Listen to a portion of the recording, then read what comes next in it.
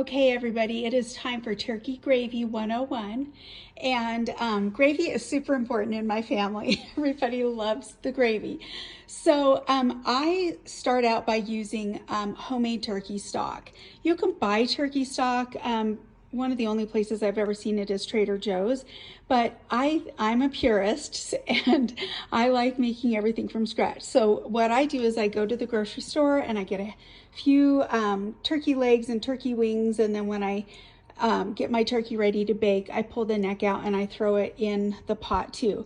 Then I cut up an entire onion. I chop it up nice and fine, and I use my little handy dandy chopper. This thing is my favorite kitchen tool ever.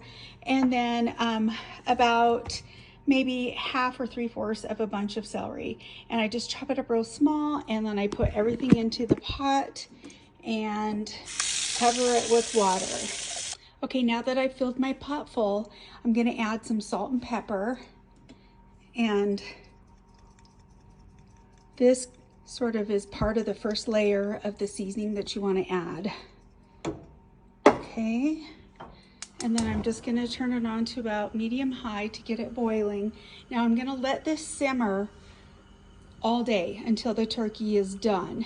And so just keep adding more water to it. If it gets down too low, about every so often I'll go in and add just a little bit more water.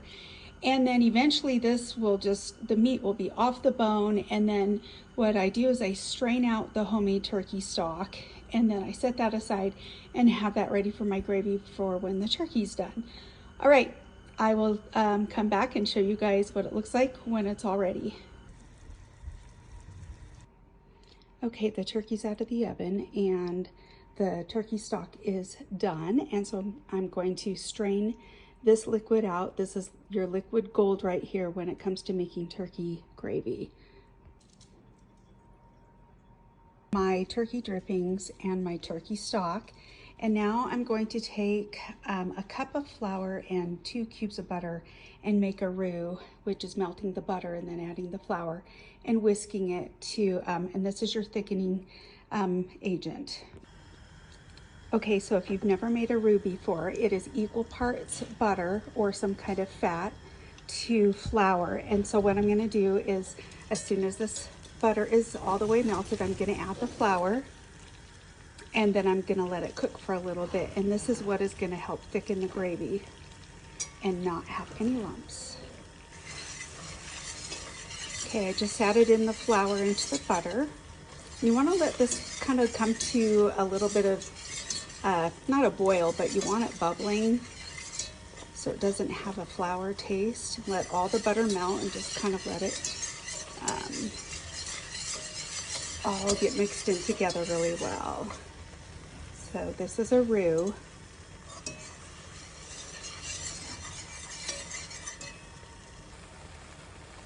Okay, you can see it's bubbling nicely now. And now it's time to start adding in our turkey drippings. And then I'm gonna add the turkey stock next after that. All right, so I just dumped in the turkey drippings and the turkey stock.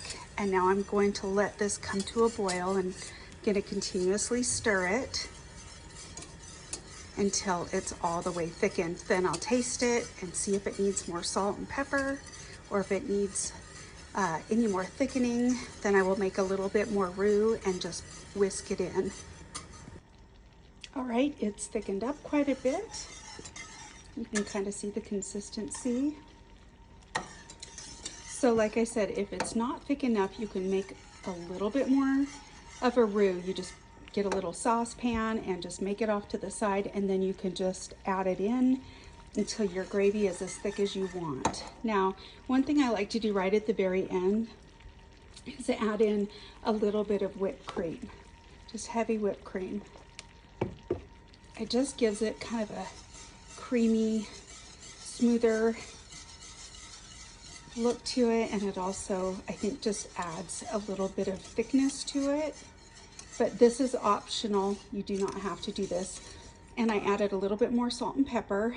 And the whole point of doing the stock this way is that you salt and pepper your stock a decent amount, and then you also salt and pepper your turkey, and a lot of the salt from those end up right here. So definitely taste the gravy before you add any other salt and pepper to it. And my family likes it salty, so right now it's perfect. So I'll let it sit here for a few more minutes and maybe just continue to thicken up a bit. And this is a lot of gravy and it tastes really good. So I hope this helps everybody that is afraid of making their own homemade gravy.